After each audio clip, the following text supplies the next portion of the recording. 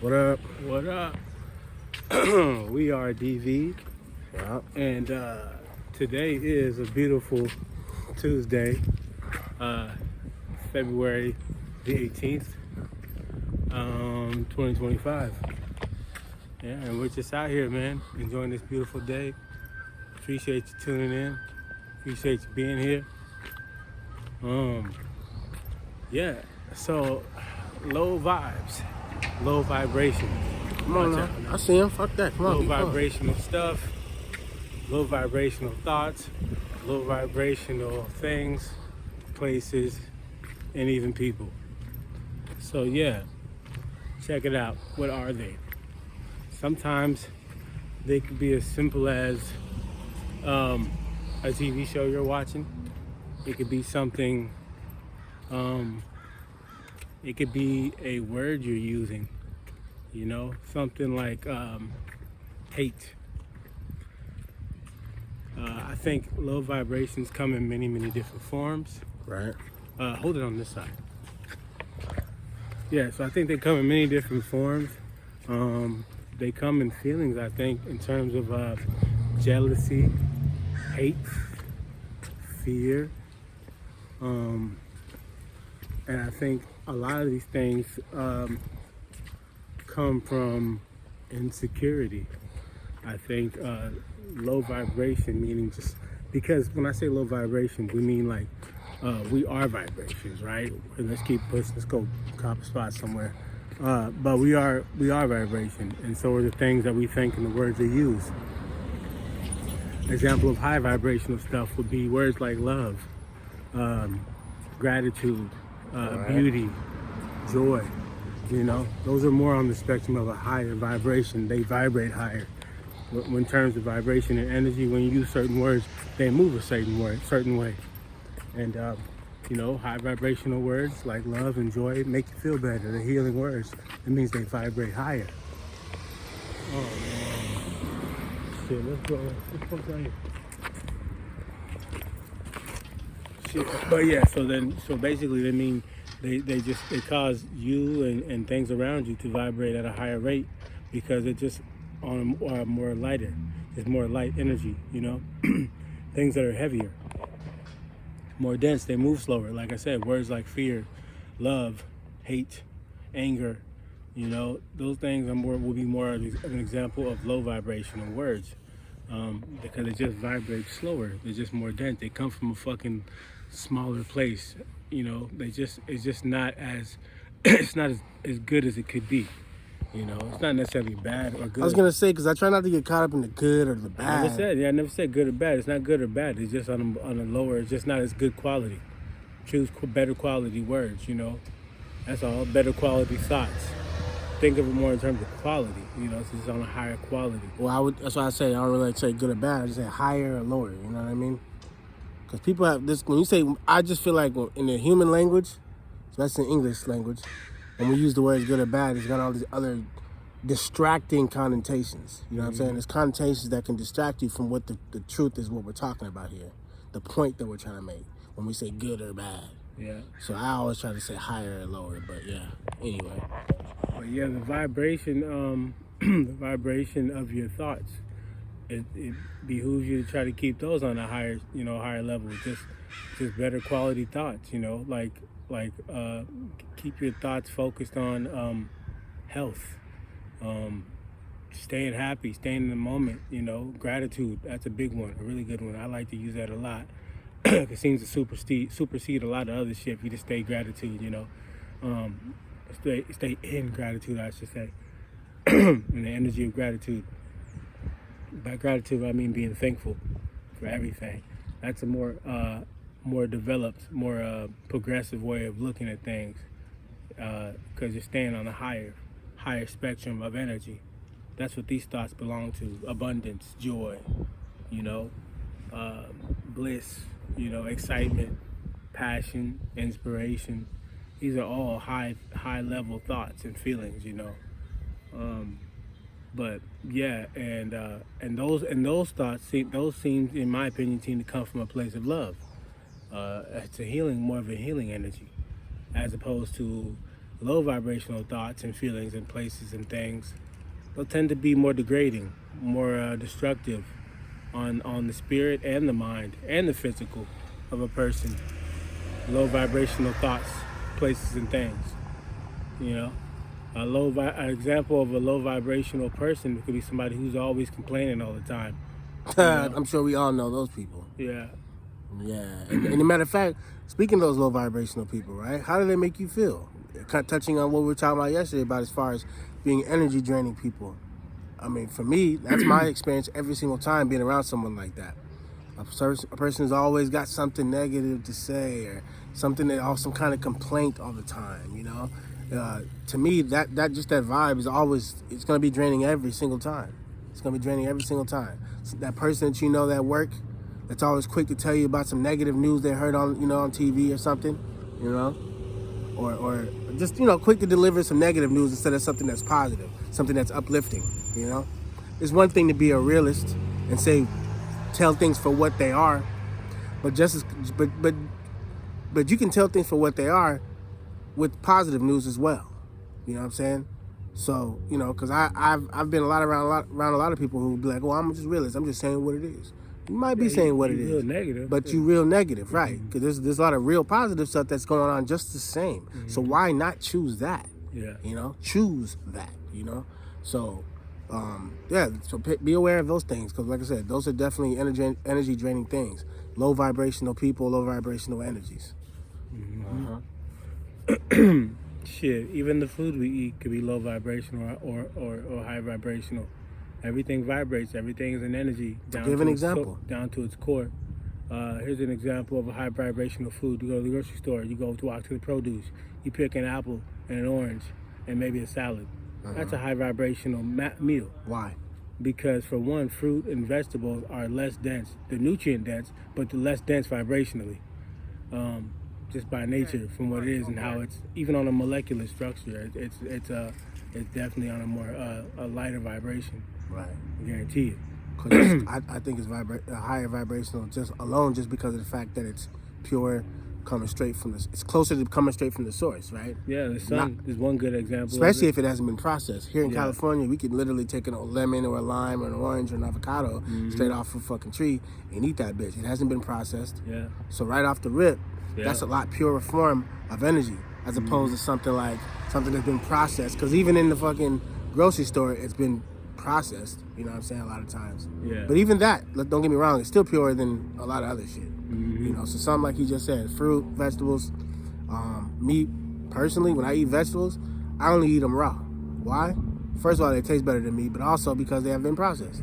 I eat them raw because they're closer to that higher energy, right? So, food that's high vibrational, something like that. That's an example. An example, to me, an obvious example of a low vibrational meal would be something from a fast food restaurant. I love In-N-Out, but it's not necessarily the best quality food either. You know what I mean? Like, it tastes good, but it's not the best for you. It's been processed, so, And but that would be an example of a low vibrational meal. Right. Because, personally, when I eat shit like that, I feel a little bit like shit. Some places like McDonald's, which I haven't etten in years, would make me feel terrible, like immediately. Right. I would regret it immediately. But I don't necessarily feel like that with In-N-Out necessarily. No shade to them because I fuck with y'all. I like that. No, I was gonna say, honestly, I think out of all the fast food places, In-N-Out's probably one of the best. Yeah. Not because it's California. Yeah. I just think because it, like, health wise, I think it's probably one of the healthier ones. Yeah. I could be wrong. Probably real meat still. Yeah. So and it's digestible. I don't feel completely terrible after eating it. Right.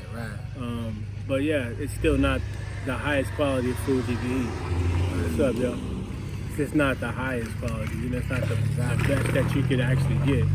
It's actually still on a lower scale. It's just the best of the lower scale, basically. That would be an example. Also, like just like processed foods, like a lot of sugary snacks, soda, just chips right out the bag, shit like that. Processed stuff. It's low vibrational. It literally affects your vibration, believe it or not. That's why it clouds your mind. That's why you can't think clear. That's why you have certain stomach issues or skin irritations or all type of crazy shit that you may not even be aware of because you're probably used to it because you've eaten it a ton of times. You know, you might have even been raised on it, unfortunately. You know, but these are low vibrational things. We say this to say because all the different things you put in your body, the thoughts that you put out, the things you listen to, the music you listen to, these are either going to be on a lower vibrational scale or a high vibrational scale. But they all affect you one way or another. Right.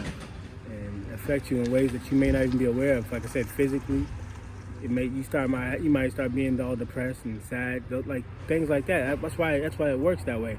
If you listen to sad music, you're gonna start being sad. That's a low vibrational feeling. Right. You know, depression. That's a low vibrational thing, and it's not necessarily anybody's fault, but it's still a low vibration. You know, because you're stuck on thoughts that are just slow and heavy, likely connected to really dark or sad or just the past, even probably some sad shit. You know.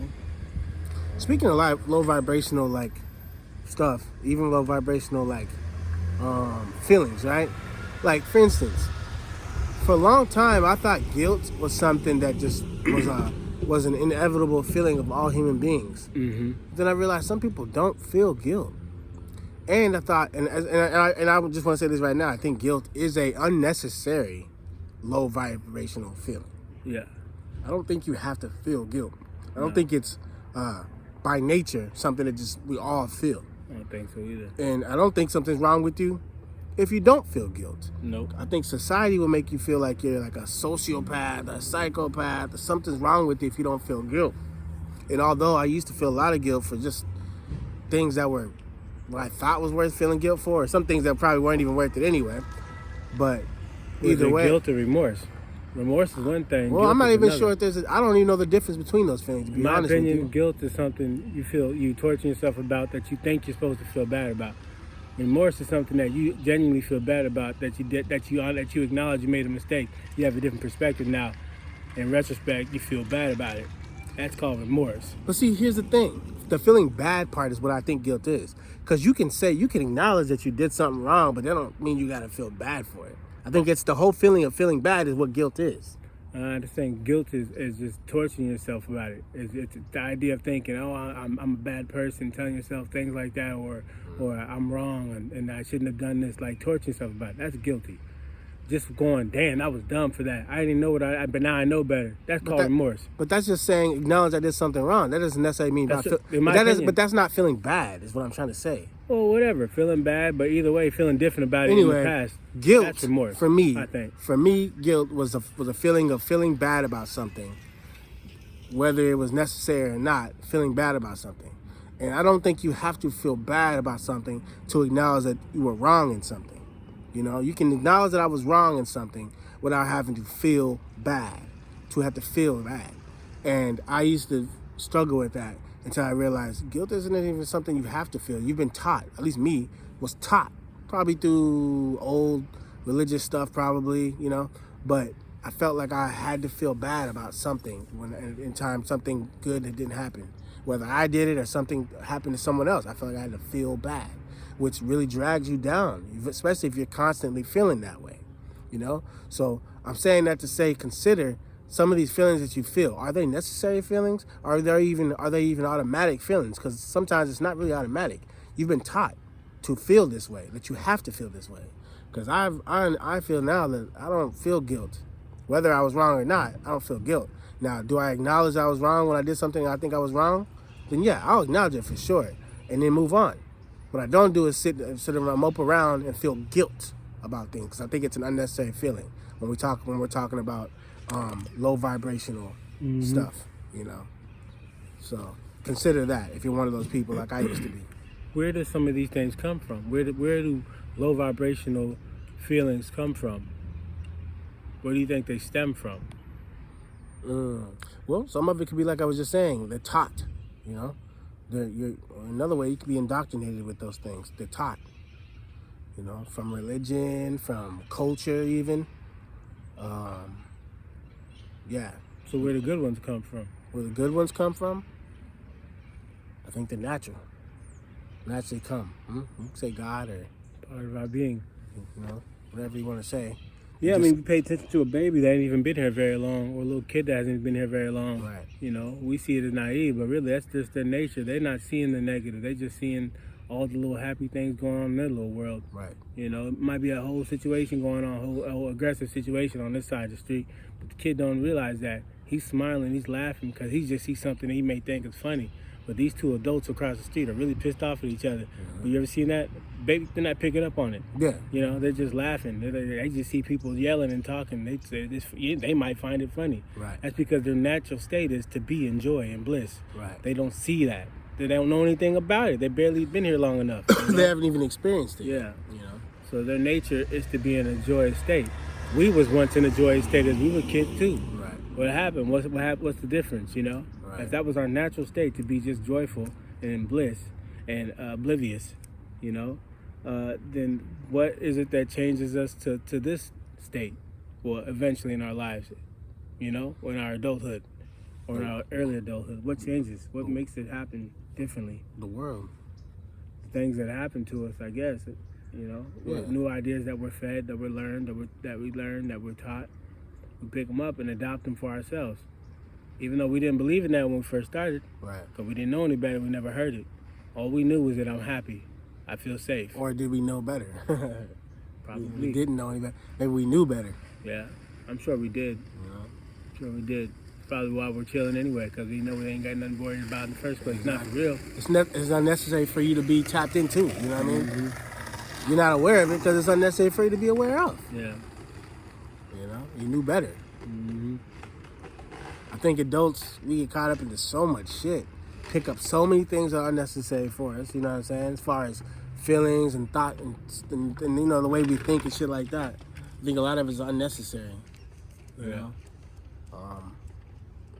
So once again, if you're one of them people who think that who might be contemplating that you're kind of sad or depressed, you might want to just look around and see that maybe you're just carrying too much things that you don't need. For real. You know, maybe you're just carrying too many things that you don't actually need. Mm-hmm. Thoughts that thoughts you about actually the want. past, thoughts Yeah. about the future. Right. You know, feelings about things that you can't change. You're carrying a lot, and it's not really for you to carry. You know, you might have too much. You might just need to fucking be realistic with yourself and drop some of that shit, lighten the load. Right. It's not really all yours to carry. You just think it is. Right. Yeah. Yeah, exactly. Just think it is. You convince yourself it is. And I think it's something you should take out time to consider. I mean, at the very least once a month. If you're not doing this every day, once a month, sit back and take out time to realize what are the things I'm carrying with me that I even need anymore, as far as these feelings and these thoughts and these so-called have-tos and these musts that you think you have to do. A lot of you realize I don't have to do much of any of this shit. I don't have to, or nor do I even want to. I was just doing this because so-and-so said it. Or, you know. Or because you're doing something out of survival. You thought was survival, and you really didn't have to even go about it that way. Because you'll survive without it. Mm-hmm. Right. Mm-hmm. So, yeah, man, you want to try to keep your thoughts on a higher scale, you know, more high vibrational. You want to do more vibrational things, high vibrational things. You want to try to eat more high vibrational, because all these things lead to you being just lighter at heart. Yeah, I think that's what this is really about, is trying to find a way to stay lighter on a most consistent basis. It only helps you manifest better. You know, that's where manifestation starts, in a state of lightheartedness, Right. Laughter, joy, peace. You know, just being silent, being quiet, being chilling. That's a state of peace. That's a state of silence. That's a high vibrational state of mind. That's what they reflect. You know. So, you know, you want to try to do whatever you can to stay lighthearted, you know. Stay on that other side of the fence, you know, that high vibrational shit. Yeah. Be good for your health, too. It definitely benefits your health, you know, in physical ways, believe it or not.